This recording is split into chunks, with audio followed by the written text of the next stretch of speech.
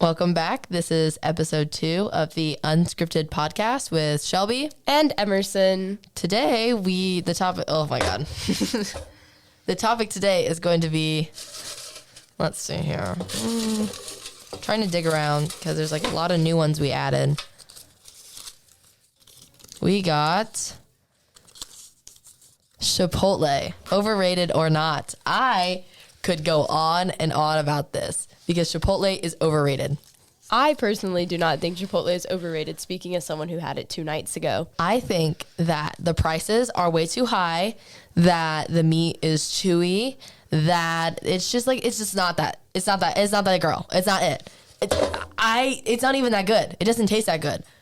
There's so many alternatives to Chipotle. Like, you go. Okay, so I don't think Chipotle is really that overrated. I love their carnitas meat. I think it is so good. Their guac has gone down in quality lately. I will say that. I'm really disappointed.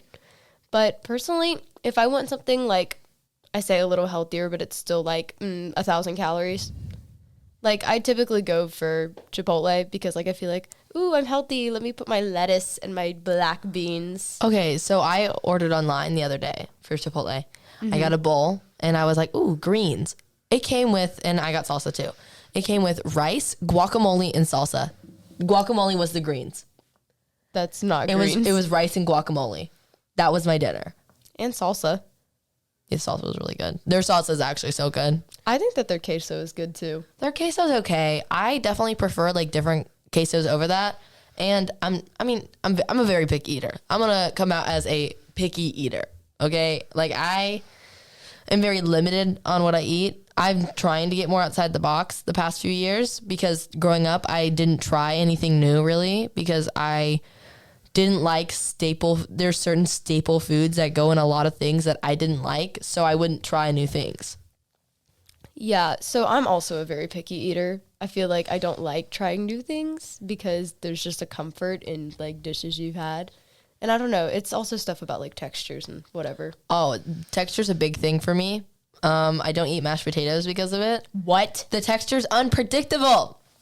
I'm sorry, but you can't eat mashed potatoes? The texture's too unpredictable and the taste isn't worth it. I think that mashed potatoes are one of the best foods to ever grace this existence on my planet. On my planet, the planet. But back to Chipotle. The prices are insane. That's true. Insane. I'll give you that. But their drinks, I will give you, the drinks are really good. So I'll do like, Ryan Trahan? I feel like I do. He's the guy on YouTube that did the 1 penny challenge? Yes. Oh, yes, I love him. So he has like his fun drink thing. I started getting like a fun drink because of him. What is a fun drink? So it's 40% Sprite, 40% lemonade, and I think 20, it's like, okay, so it's like 90% of lemonade and Sprite and then 10% agua fresca. Wait, that sounds so good because I usually just get Sprite and lemonade mixed together and that's my drink to go. It's so good. I love that fun drink, but I went to Cava the other day with a group of friends and this David Gonzalez introduced me to his fun drink. It is blueberry lavender, like this like blueberry lavender thing they have at Cava, blueberry soda and lemon lime soda, and it was delicious. Well, you're not going to get blueberry soda very many places, so... You get it at Cava. Go to Cava. Cava, okay. Sponsor me. What is Cava? Cava is the Mediterranean version of Chipotle. Oh. You can build bowls. You can build gyros. They have tzatziki sauce, hummus, bunch of different rices and greens and meats. And it's Greek food. And it's so good. It's build your own Greek food. Okay, so I usually like Greek food, but something about the texture about it makes me go, And I love it. I want to enjoy Greek food so bad, but it's just like the textures that drive me insane. I think the reason I like Greek food is, I promise I'm not trying to flex, is I did go on vacation to Greece over the summer. Side eye. I know. The only reason is because like my dad and my stepmom like to go on vacations that are fun for adults. Yeah. So like beaches and like relaxing and like. You good? Beaches and like they just like to relax, and it's like the kids can still have fun, but it's not directed towards kids. So it's not like a Disney vacation. I love Disney. Disney, okay, I love Disney so much. But I really want to go to Universal Studios and like the Wizarding World because I love Harry Potter.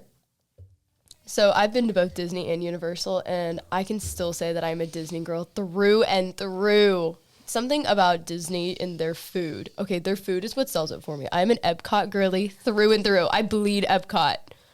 I love the Aristocats. That movie is top tier. There's nothing wrong with it. I love you for that. Have you ever seen the Aristocats? I have. I have a shirt, and people make fun of me for it when I wear it. They're like, the Aristocats? I'm like, yeah, it's a cute shirt. I don't know what's your problem with it. Yeah, it's not my favorite Disney movie. That would be Up, because nothing tops Up. No, that makes me sad. I don't like watching sad movies. Okay, cry about it. Literally. No. Yeah, but I think old Disney is probably the better era of Disney with their movies. I just think the animation quality was better. It wasn't, but I like the old era, but I was literally watching, this isn't Disney, but I was watching the new Puss in Boots yesterday, or like over the weekend, and I kept drooling over this animation because it was like the things they used and the techniques they applied for animation was amazing. I'm trying to breathe without the mic picking. It was amazing. Like when they introduced this wolf character, you all probably know him. His name's Death. I didn't know his name was Death. Yes. So when they animate like the cat being afraid of him, his hair stand up, and it is so real but so animated at the same time. Like I'm literally drooling over the animation in this movie. I'm obsessed. Like I'd turn to my mom and be like, the animation is so good. Like look at that. Mom was like, I know. You told me like 5 times. Yeah, I actually haven't seen it yet. I really want to. 100% 10 out of 10 would recommend. And John Mulaney is in it. Even I was shocked by that after all the drama that has gone around John Mulaney as of the past year. Yeah, I don't watch John Mulaney, but I have heard of the drama, and I'm like, oh, okay. Yeah, but he was funny. He has a funny voice. Chipotle to John Mulaney, I'd just like to say. Oh my God, the way we get off track is hilarious. This is why it's called Unscripted, because you don't know where it's going to lead. Apparently to John Mulaney. Yeah. Do we want to pick a new topic? Yes. Okay. I'll give some ASMR for you guys. It's hurting my ears. Okay. Taylor Swift. Fearless. Okay, so people, every time I tell them that I'm going to the Eras tour, they get really mad at me. I don't know why. Actually, I do know why. It's because I know that they're bigger Taylor Swift fans than I am. And then I feel bad because like they really should be able to go to it. And then the whole Ticketmaster thing was insane. And like a lot of people didn't get tickets. So. Okay, unpopular opinion here. Even if you're not the biggest Swiftie, it doesn't matter if you're like, if you get to go to the Eras tour or not. Like, okay, it does matter to some people, but like people who like aren't as big as Swifties of you should still get to be able to enjoy the experience of going to see Taylor Swift live. Yeah, I mean, it's kind of like they're like, you don't deserve to go see Taylor Swift because you don't know all of her songs. That kind of rubs me the wrong way. Like, I understand you're a bigger fan than I am, but I still enjoy her music and I'm still a fan of her. Even if she's not my favorite artist, even if she's not the one only artist I listen to. Like, I have grown up listening to her music and I have an emotional connection to her music because me and my dad grew up listening to her and we're like, oh my God, we're Swifties. So. Yeah, 1989 was the first album I ever heard. And it was because my mom loves Shake It Off and Blank Space. We listened to them in the car a lot. But here's a confession. I haven't listened to all of Evermore because, like, I don't care enough to. I really don't. I don't care enough to listen to some of like the rest of her albums. I really tried to listen to all of her albums all the way through, but I do get distracted. So I've heard a lot. I think it was Folklore. I love Folklore. Oh my God. I finally listened to the entire album and it was so good. I was like, oh my God. Like the song Betty was so good. That and Midnights are the only 2 albums that I've listened to in full, and neither one of them are my favorite. Have you listened to the 3 a.m. version? Yes, with all the bonus tracks. Okay, so I think Midnights was good. I do prefer old Taylor.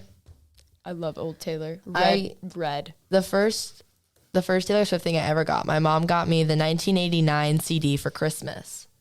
And I would play it on my CD player, and I like knew all the songs on there. And it wasn't the deluxe version. I think it was the clean version because there's only 13 songs on there. Mm-hmm.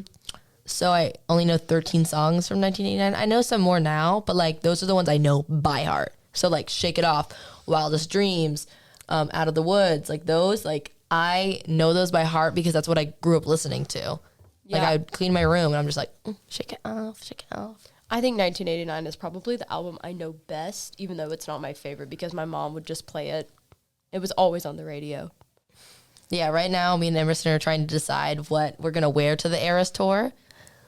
Oh, you're trying to decide. I'm trying to. What are you doing? Debut because I have cowboy boots. See, that's what I was gonna do, but then I was like, you're doing Debut, and I think our friend Anna is doing Reputation with a mix of Midnights. I believe that is what she said. Reputation is an amazing album. I love Reputation. Oh my God, I didn't realize that so many of my favorite Taylor Swift songs were on that album. I was like, what? It's a really good album. It was my revenge album. It's not even it is a revenge album, but I listened to it a lot in November. It wasn't technically a revenge album for me because I don't really wish revenge towards anyone. I think because I let things just roll off my back really easily. I'm not a very I hold petty grudges, but like if someone like stabbed me in the back, I'd probably accidentally forget about it. That's fair. It's not in the forefront of my mind because I'm too busy thinking about the future. I hold so many grudges. I don't even think you understand how many grudges I hold. I have like a list on my phone. Who am I angry at? I'm so sorry if you were on that list. I held a grudge toward the kid in kindergarten that punched me in the nose over a bag of mulch. That was petty and you should not have done that. I was a girl. You are a boy. And I was 5.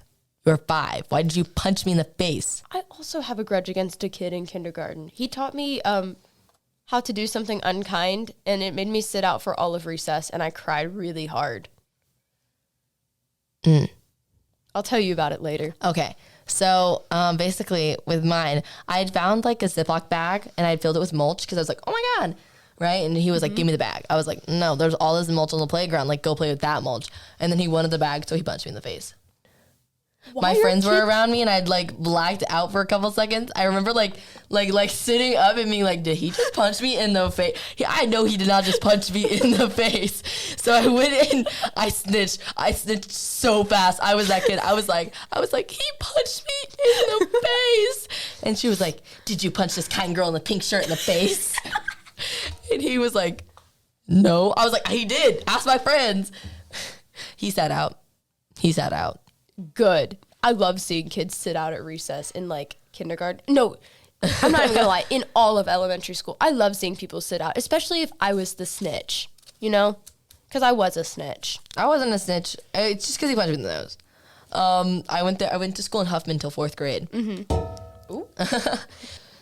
What else? There was something really weird that also happened at that school. I can't remember what it is though. Oh yeah. I feel like we need to be done with this topic. Yeah. Sibling/sibling rivalry. Rivalry? Rivalry. I have a brother. I have 4 siblings.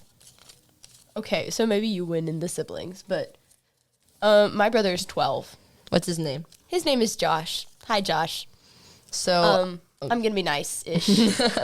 I have 4 siblings. I have my brother Cannon, who's 9. I have my brother Luke, who's 8. I have my brother Oliver, who's 8. They're not twins.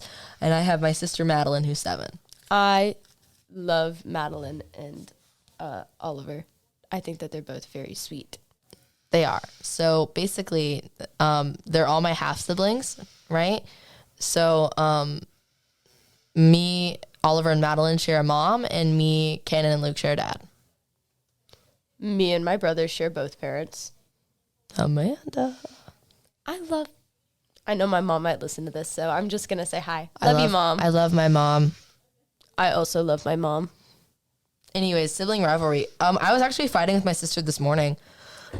So there's this lunch. It's my lunchbox. It's my lunchbox, right? Like this is like it's my lunchbox. I've had it since freshman year, and she's been using it recently, and I've been chill with it. Then I was like, she was packing your lunch this morning. I was like, no, I need it. Like it's mine. She got so mad at me. I was like, Madeline, it's my lunchbox. Whose name's on the inside? She scratched out my name.